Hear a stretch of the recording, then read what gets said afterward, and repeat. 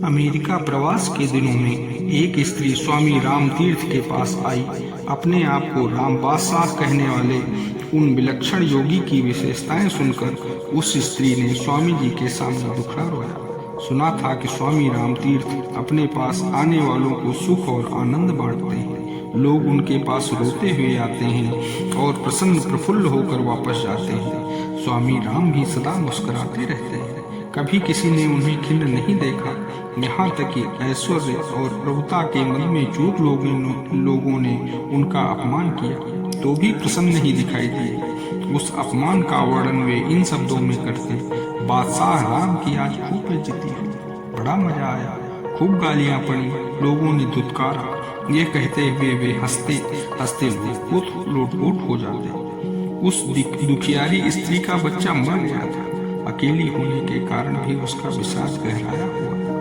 स्वामी जी से उस स्त्री ने सुख और शांति की प्रार्थना की। स्वामी रामतीर्थ ने कहा, राम आनंद बेचता है पर उसके लिए मूल्य चुकाना पड़ता है। सुनते ही वो महिला उत्साह में भरकर चीख सी उठी, हाँ, मैं मूल्य चुकाने को तैयार हूँ। आप जो भी कहेंगे मूल्य दूंगी, जितना कहेंगे दूंगी, लेकिन मेरे चित्त को शांति मिलनी चाहिए। स्वामी जी ने कहा, राम के राज्य में यह सिक्का नहीं चलता, तुम्हें राम के जगत में चलने वाला सिक्का देना होगा। महिला ने उत्सुकता जताई, पूछा कि क्या करना होगा। स्वामी रामतीर्थ ने कहा, बहुत ठीक है, तुम आनंद के राज्य में प्रवेश पाना है तो इस छोटे से बच्चे को अपनाओ, इसे अपने बच्चे की तरह प्यार करो। यह कहते हुए स्वामी जी ने एक नीग्रो बच्चे की ओर इशारा किया। वह बच्चा अनाथ था, माता पिता किसी दुर्घटना में चल बसे थे। महिला को थोड़ी झिझक थी, वह बोली, यह बहुत कठिन है। स्वामी जी ने इसी सहजता से कहा, तो फिर आनंद पाना भी कठिन है। स्वामी रामतीर्थ की वाणी का प्रभाव था या उस स्त्री के भीतर जागी शांति की प्यास। थोड़े से असमंजस के बाद उसने नीग्रो बच्चे को अपना लिया। उसके भीतर प्रेम और संगीत का जैसे झरना बह गया। बाद में सिस्टर स्टेला के नाम से विख्यात हुई उस विदुषी ने अरसे तक वेदांत का प्रचार किया। पश्चिमी जगत को पहली बार जिन दो सन्यासिनियों ने वेदांत और अध्यात्म से परिचित कराया, उनमें एक स्वामी रामतीर्थ और दूसरे सन्यासी स्वामी विवेकानंद थे। स्वामी विवेकानंद के व्यक्तित्व और विचारों से बहुत समानता रखते हुए भी स्वामी रामतीर्थ कई मानों में विलक्षण थे। दृष्टा भाव वेदांत की साधना का प्रमुख अंग है। स्वामी रामतीर्थ के संबंध में प्रसिद्ध है कि उन्होंने इस भाव को पूर्णता तक सिद्ध कर लिया था। इसीलिए वे स्वयं के बारे में चर्चा करते हुए अन्य पुरुष में बोलते थे। उन्होंने कभी यह नहीं कहा कि मैंने यह देखा। इसे व्यक्त करना होता तो वे यही कहते कि राम ने यह देखा।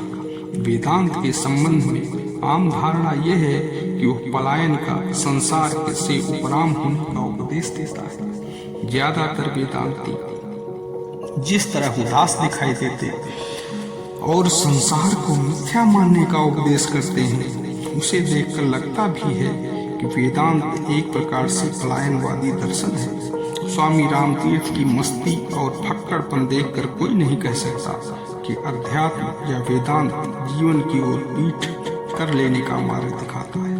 उनके अनुसार जीवन का उद्देश्य उदास होना नहीं, बल्कि आनंद प्राप्त करना है। जब संसार का अवलोकन परमात्म दृष्टि से किया जाता है तो चारों ओर आनंद ही आनंद, सौंदर्य ही सौंदर्य और कल्याण ही कल्याण दिखाई देता है। उस दृष्टि की ससीमता जाती रहती है और तब असुंदर कुछ नहीं रह जाता। स्वामी रामतीर्थ का जीवन बहुत कष्टों और संघर्षों में बीता। संघर्ष और चुनौतियों को साथ लेकर ही मानव वे जन्मे थे। संवत 1930 सन 1873 की दीपावली का पर पंजाब के मुरलीवाला गांव में जन्मे स्वामी रामतीर्थ की मां का कुछ दिन बाद ही चल बसी। पालन पोषण बुआ के यहाँ हुआ। बुआ स्वभाव से साध्वी थी और अपने भतीजे राम को कथा, कीर्तन, देव दर्शन आदि के लिए साथ लेकर निकलती थी। बुआ की देख रेख में ही इनकी शिक्षा दीक्षा हुई।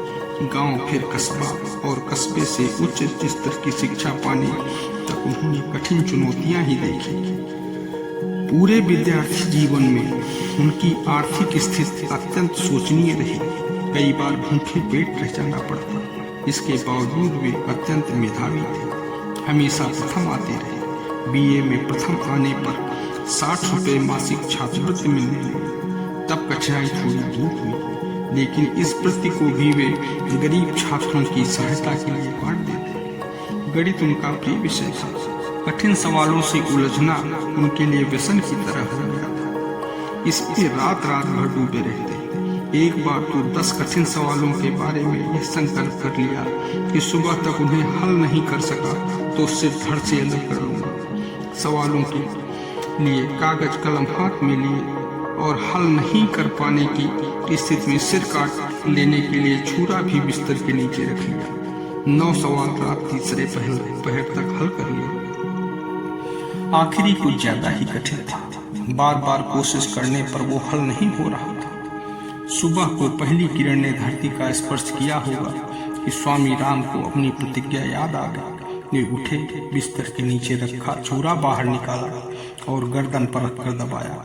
खून की कुछ बूंदें छलक आई और तत्क्षण ऐसा आभास हुआ कि प्रश्न का उत्तर बिजली की तरह आकाश में कौंध गया। स्वामी राम ने वह उत्तर पढ़ लिया और छुरा वापस रख दिया। इस घटना की व्याख्या करते हुए स्वामी जी ने लिखा, जब भी तुम अपना पूरा अस्तित्व दांव पर लगाते हो तो अस्तित्व अपनी क्षमता के साथ तुम्हारी सहायता के लिए तत्पर होता है।